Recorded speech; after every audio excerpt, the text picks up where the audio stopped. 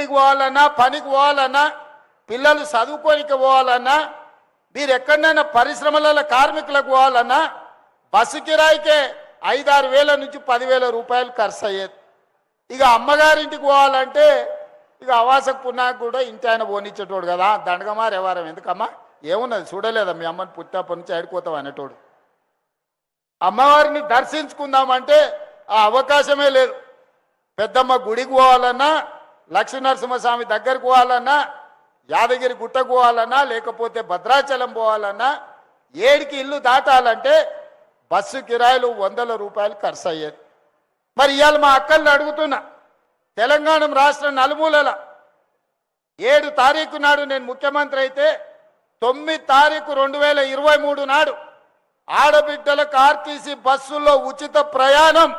మిమ్మల్ని ఎవరన్నా బస్సు కిరాయి పైసలు అడిగితే నా ఫోటో పర్సులో పెట్టుకొని మా తమ్ముడు పట్నం వాళ్ళు ఉంటారు తెచ్చుకోపోండి అని కండక్టర్కి చూపించమన్నా, మా పొన్నం ప్రభాకర్కి చూపించామని చెప్పిన.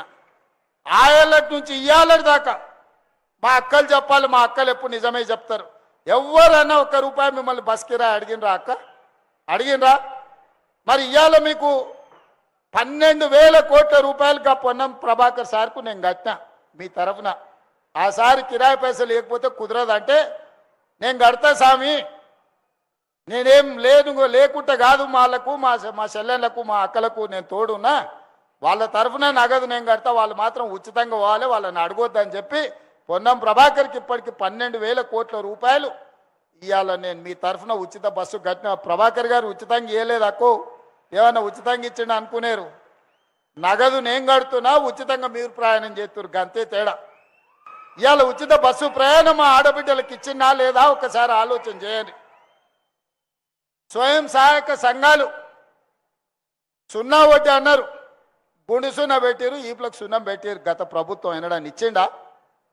ఇవాళ 65,000 కోట్ల రూపాయల బ్యాంకు లింకేజ్ ఇచ్చి 2,500 కోట్ల రూపాయలు మీ తరఫున వడ్డీ బ్యాంకులకు నేను కట్టినా.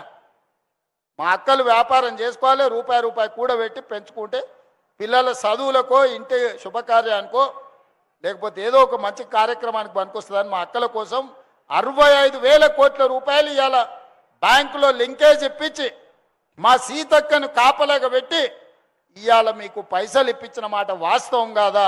స్వయం సహాయక సంఘాలలో ఉన్న మా అక్కలు చెప్పాలి. మీరు బస్సులలో ఉచితంగా ప్రయాణం చేస్తే మా ఆటో సోదరులను రెచ్చగొట్టి మా ఆటోలు నడుస్తలేవు, ఆడబిడ్డలకు ఉచిత ప్రయాణం బంధు పెట్టురని బస్టాండ్లలో ధర్నాలు చేసిరు. మీరే చూసిరు, నేను చేసుడు కాదు. బస్సులలో పోయిన వాళ్ళ మీద ఎట్లా పడితే అట్లా మాట్లాడిరు. ఆటో డ్రైవర్లను రెచ్చగొట్టి ప్రభుత్వం మీద కుసిగొల్పి మీ ఉచిత బస్సు బంధు పెట్టాలని కొంతమంది కంకణం కట్టుకొని కడుపులో విషం పెట్టుకొని బయలుదేరింది. అయినా వెనుకపోలే, వాళ్ళకి చేసే మేలు వాళ్ళకి చేస్తాం, మా ఆడబిడ్డల దగ్గరకు వస్తే ఎవరినైనా ఊరుకునేది లేదని చెప్పి బస్సులలో ఉచిత ప్రయాణమే కాదు, ఇవాళ ఆడబిడ్డలకు సంఘాల పేరు మీద 1000 బస్సులు కొనిచ్చినాం. బస్సులలో ఉచిత ప్రయాణం కాదు, ఇవాళ మా ఆడబిడ్డలు రాష్ట్రంలో 1000 బస్సులకు యజమానులు అయ్యారు. ఇదే పొన్నం ప్రభాకర్కు బస్సులు పెట్టి ఒక్కొక్క బస్సుకు నెలకు 70,000 రూపాయలు ఆయన దగ్గర వసూలు చేసుకుంటారు. ఇవాళ బస్సులకు యజమానులను మన ప్రభుత్వం చేసింది. 200 యూనిట్లు ఉచిత కరెంటు కాదు, 1000 మెగావాట్లు సోలార్ విద్యుత్ ఉత్పత్తి చేసి విద్యుత్ శాఖకే అమ్ముకునేటట్టు మా ఆడబిడ్డలకు భూములు ఇచ్చి సోలార్ విద్యుత్ ప్లాంట్లను పెట్టించి ఈరోజు వ్యాపారంలో మిమ్మల్ని రాణించేటట్టు చేశారు. ఒకప్పుడు పెట్రోల్ వ్యాపారం అంటే భారత ప్రభుత్వం తర్వాత రిలయన్స్ అంబానీలు మాత్రమే చేసేటోళ్ళు. ఇవాళ రాష్ట్రంలో ఎక్కడ చూసినా మహిళా సంఘాలకు పెట్రోల్ బంకులు ఇచ్చి ఈరోజు పెట్రోల్ బంకులలో నెలకు 5-6 లక్షల రూపాయలు ఒక్కొక్క సంఘం సంపాదించుకునేటట్టు ఇవాళ మా ఆడబిడ్డల కోసం పథకాలు తీసుకొచ్చినాం.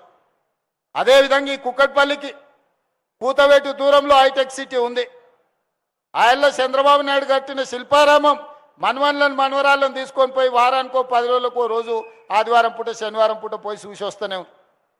ఆ ప్రాంతంలో మైక్రోసాఫ్ట్, ఇన్ఫోసిస్, విప్రో లాంటి సంస్థలకు మా శ్రీధర్ బాబు గారు భూములు ఇచ్చారు. పెద్ద పెద్ద ఐటీ కంపెనీలు ఉండాలి, ఇక్కడ 50 అంతస్తుల బంగ్లాలు ఉండాలని వాళ్ళందరూ కట్టుకుండ్రు. మరి మా అక్కల ఆడబిడ్డలు సంఘాల